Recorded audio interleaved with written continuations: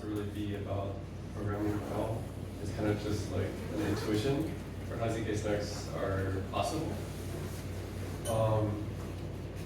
I tell people I work in ZK, and I mean, if I'm talking to like a technical person, they say, "What is that?" And I explain it to them, and only about 10% of the time is like their mind blown, which is surprising to me because to me it's like insane that it works. So maybe I need to work on my explanations, but my hope is that like you'll find this very fascinating because to me it's like a complete magic trick that this is possible. My name is Eli. Grew up in suburbs of Dallas. I went to SF, San Diego, New York. I dropped out to work in like webshit and ended up doing like back-end data engineering for ML. And then I got like more into the ML side and CV, computer vision. And I got more into computer vision and ended up doing autonomous vehicles, self-driving cars. So this is me in a semi-truck, and that's not me, that's my coworker. I didn't have any pictures of me, but we made the my trucks drive themselves, basically, which is a lot of fun. Completely unrelated to ZK. I got really burned out, went to San Diego during COVID, hung out, did a lot of nothing, read a lot of research papers.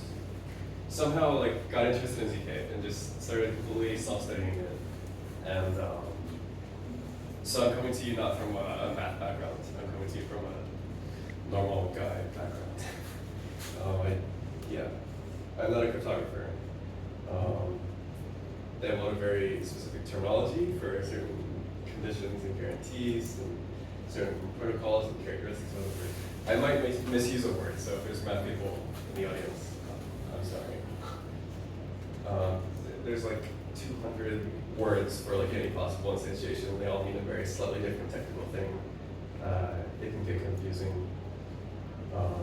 I didn't even pass AP calculus, or I didn't even take AP calculus. So like, I'm working on high school math, so I'm hoping I can give you a casual explanation. So what is a ZK proof? This is the first line of the Wikipedia article. One party can prove to another party that some statement is true without conveying any information beyond the fact that the statement is true. So I can say that it's true and absolutely nothing else. Typically the prover has some more computation.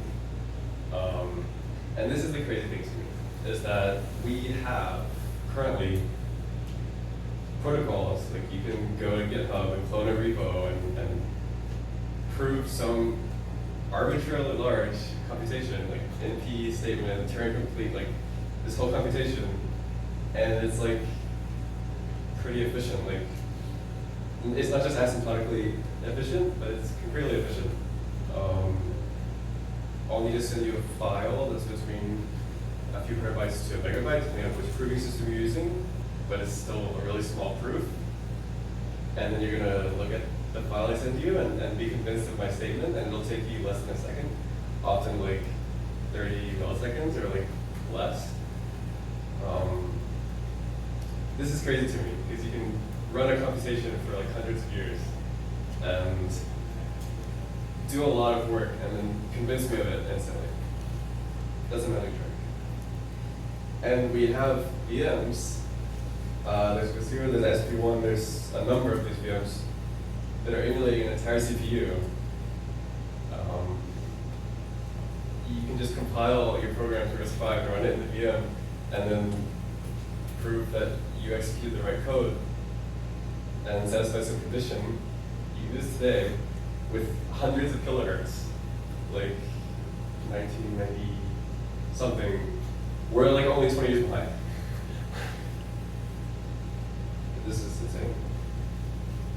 So we have a statement, and then we have the information required to prove that the statement is true. So if our statement is, I know the square root of 49,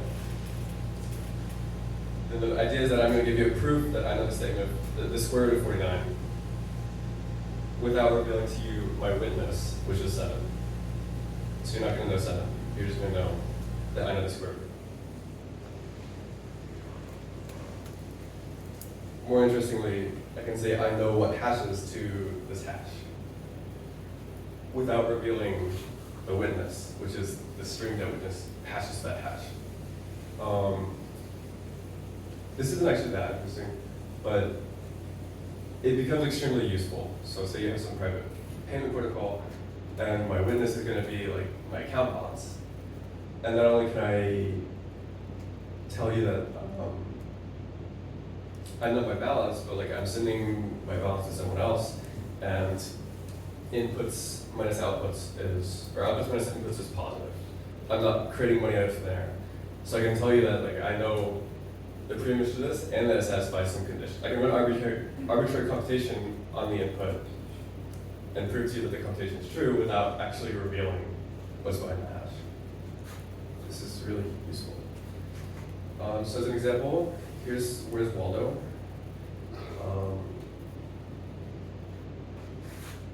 Unplug. Here he is.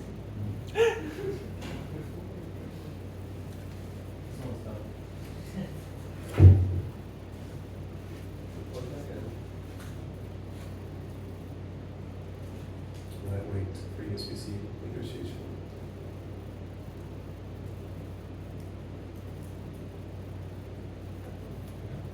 So I've just given you zero-knowledge proof that I know where Waldo is. Because you're convinced that the statement is true, that I know where Waldo is. But you don't know where I've zoomed in, right? The witness is where I zoomed in, or the witness is where he is in the image. We give the knowledge about that. He was up in the upper right, if you're curious.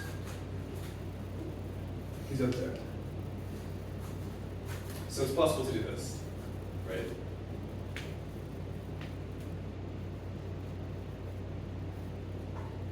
That was the first analogy. And for the rest of the talk, I'll be going to a second analogy, which is more in-depth and more useful, and maybe can illuminate a more practical way to do this, because this isn't, I can't build I can't launch an ICO off of Waldo coin. So the analogy is largely adapted from a post by Matthew Green, so I don't take credit for it. And then in that post, he says he based it off of Goldwasser, Mercalli, and Rakoff. So they're the original authors. So we're gonna role play, and I'm gonna be a telecom executive. I'm trying to deploy 5G to microwave people's brains. And we have cell towers. We have a map. Everyone knows the map. I have a map. And these cell towers are interfering with each other because they're close to each other. So the edges indicate where the towers are going to interfere. And this is bad because it means we can microwave fewer brains. So we have 3 frequency bands. And we want to find a solution. We want to assign each tower a frequency band such that it's not interfering with its neighbors. This is really hard. This is NP or something. You may recognize this as a graph coloring problem. But you have found a solution to this, and you want to prove to me that you have a solution before. I'm not going to pay you until I know you have a solution. But you don't want to reveal the solution because I might just take your money and run. In the real world, we have lawyers and escrow accounts and ways to solve this, but in cryptography, we want to find some insane mathematical solution so that we don't have to talk to anyone.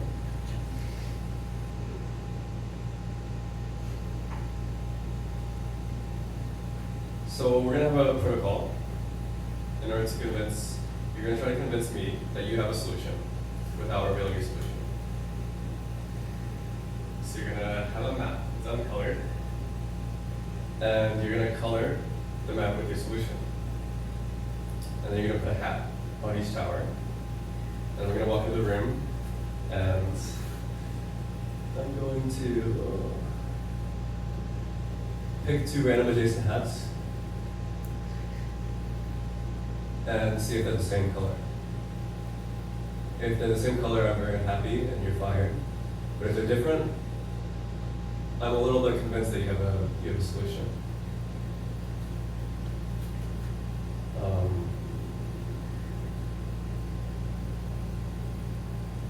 How convinced am I? For E, the number of edges, if you're cheating, if you don't know the solution, you're gonna randomly assign colors, and you're gonna win quite often, specifically E minus 1 over E. Because if you have a bad edge somewhere, if you have a bad solution, then you're gonna have at least one bad edge. And the probability of me finding that bad edge is E minus 1 over E. We're removing the one bad edge. So for 1,000 edges, you can cheat 99.9% of the time, which is really bad. But we want it to be less than 1 over 2 to the 128 for 128 bit security, which is a number that most people have agreed is sufficiently negligible. So if we do this every second until the heat of the universe, it's fine or something. So we do it again. And eventually, I mean, you can cheat with 99.9% probability in one run of this, but the probability of you being able to cheat R times in a row for R rounds is 0.999 to the R. So yeah, eventually, like, after 90,000 rounds, I'm statistically convinced that you have a solution. But unfortunately, while you've been recoloring for 90,000 rounds, I've been writing down all of your solutions, and so now I know your solution because I've seen every node. So the fix is before each round, you randomly permute your colors. So you have like red, purple, blue, and you're gonna randomly assign red to blue, purple to red. Yeah. You're gonna randomly permute your colors. And if you do this, then I'm never gonna learn, I'm never gonna be able to write down all your solutions. And so I'm not gonna get any information about your solution. So this works. It's really slow. And, I didn't introduce. Okay, so ZK-SNARK. It stands for zero knowledge, succinct, non-interactive argument of knowledge. So we have the argument of knowledge. I'm convinced with high probability that you have a solution. And we're gonna work through the other letters in the acronym. Unfortunately, the scheme is not succinct. It would be succinct if the communication, like the amount of information you have to send me, is logarithmic with respect to the size of the problem, which is E. But it's not, it's linear. We have a question. Yes. Isn't this also not non-interactive? Yeah, so it's grayed out. Okay. We're gonna get there. So unfortunately, as E grows, we're gonna have to do a linear number of rounds. There are ways to make this logarithmic. I'm not gonna go over them, but you can make it such that even for a very massive problem, the number of rounds you need doesn't increase that much. So we need three properties to be zero knowledge. This is from Macaulay Goldwater. Completeness, soundness, and zero knowledgeness. So completeness, if you tell the truth, I'll be convinced. I think we got that one. I mean, if you actually have a solution, then like I'm gonna be convinced it's yeah. And if you're lying, I'm gonna find out with high probability. Those are covered. Zero knowledgeness, which is a real term, is that I don't learn anything about your solution. So we statistically guaranteed the first two, but how do we statistically guarantee the third component? We'll go back to the beginning, and this is our Wikipedia definition. Without conveying any information beyond that the statement is true. How you formalize the amount of information that I gain. When we do this protocol 90,000 times, how do you formalize that I don't know anything about your solution. Time travel. And this is kind of the theoretical side, but it's like, how do you set this up so that we can talk about how much information we gain and whether it's zero knowledge or not? So the idea is, what if you didn't have a solution? What if you didn't have a graph coloring that satisfied the statement, but you did have a time machine? It's just that after every round, before each round, you just randomly color your graph, and then we do the round, and then I pick up the hats, and if they're different, then we're happy we go to the next round. If they're the same, you hop in your time machine, you go back to before the round, and you do it again. And you keep doing that until until you pass all the rounds, and then I'm convinced. But you never had a solution. You consider what it looks like to me.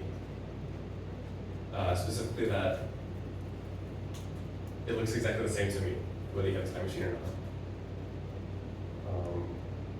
The distribution of replies that you give me, whether you have a time machine or not, is identical. I can't tell the difference between whether you have a time machine or not. What that's implying is that even if you don't have a solution, with a time machine you can create a convincing answer with identical distribution. And then if you think about it, it's like you never had the information of a solution. Therefore, I can't possibly be extracting any information about the solution if there never was a solution. So it's zero knowledge. Like, if I could tell the difference between the distributions between whether you had a time machine or not, then I could be extracting some information,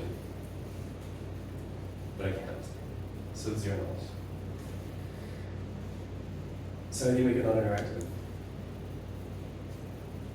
We think about what we have in our analogy. If we don't want to be in a room with a big map with hats, but instead I want to send you a file that convinces you that I have a graph coloring, what all are we getting for free with our analogy that needs to be replaced with code and math? The map doesn't change. I think that one's fine. After you color the graph and place the hats, I'm gonna walk up and pick up the hat, and you can't telekinetically change the color underneath the note. You need to put down the hats, and then I walk in, and then I pick. So it's binding. You've committed to your map, and you can't change it. You're bound. Furthermore, I can't see what's underneath the hat, so you're committed, and it's hiding. And you don't know which edge I'm going to pick. Those are the three main things we get in our analogy that have to be made into code. So how do you get a hiding and binding commitment? You take your input.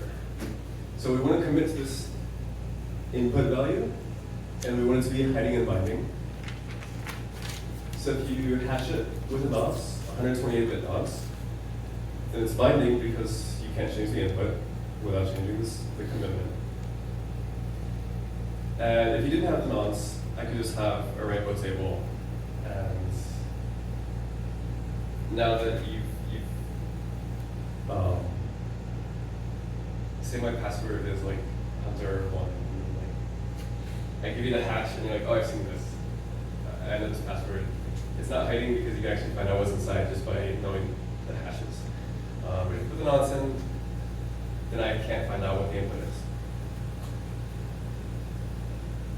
So instead of putting a hat on each node, you're gonna write in the input, you're gonna say red, and then put 128 random bits, and hash it and give me those. So now instead of walking up and picking up a hat, I'm going to ask you for an edge, and you're going to reveal the pre-image, the input to that hash, and you can have changed it, and I couldn't have found out what it was. as an optimization, you can use a Merkle tree. If you know what that is, instead of having to send all the hashes, we can hash the leaves, make it into a tree, and then you just send the root of the tree. So if we want to like open L2, you only have to open these hashes. It saves some time in communication. Okay, so that's the hiding and binding commitment part, but we still have you sending me hashes, and then I pick an edge to check. Instead of having me pick one, you can use a random oracle, which is basically a true RNG. Right? We need some random oracle to look at your hashes and then pick a random edge to reveal in such a way that it has to be after you picked your hashes and you can't predict it. There's a lot of cryptographers are very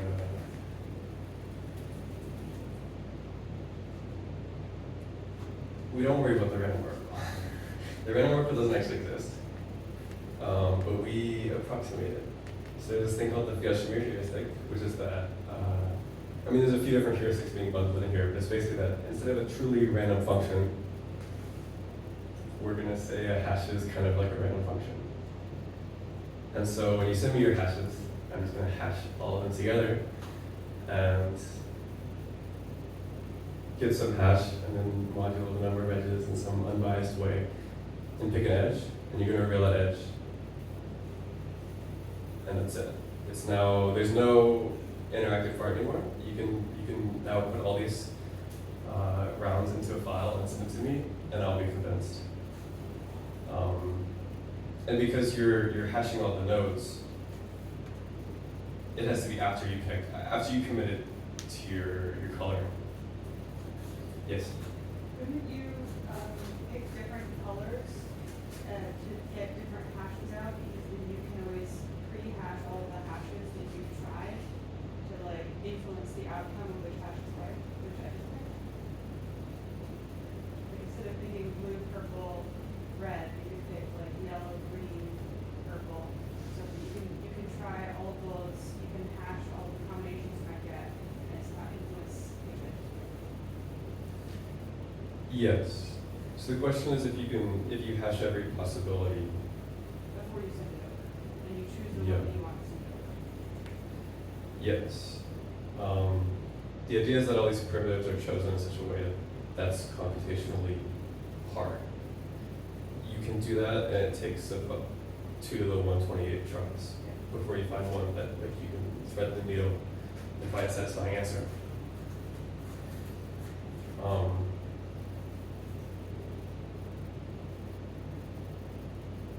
Because in order to predict, the idea is that you can't predict what I'm going to choose because it's a hash of everything you send me. And so in order to predict that, you have to crack SHA-2 or SHA-3 or whatever. And so now we have sorry? Like equivalent to like trying to hash every string to figure out what like with your collision. Yeah, exactly. Yeah. You could get pretty far, but you wouldn't be able to do all 90,000 rounds. That's all. So basically, that's how a ZK-SNARK is possible, step by step.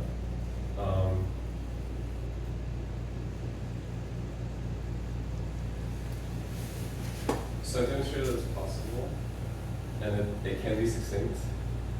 And this, basically, there are ways to set it up such that instead of proving this arbitrary problem about graph coloring, you can encode constraints, perhaps, between the nodes, and you can have rules that need to be followed, and these rules can describe something like a VM or some computation that you specifically want to run, and then run the protocol and convince someone without having to actually send the whole witness.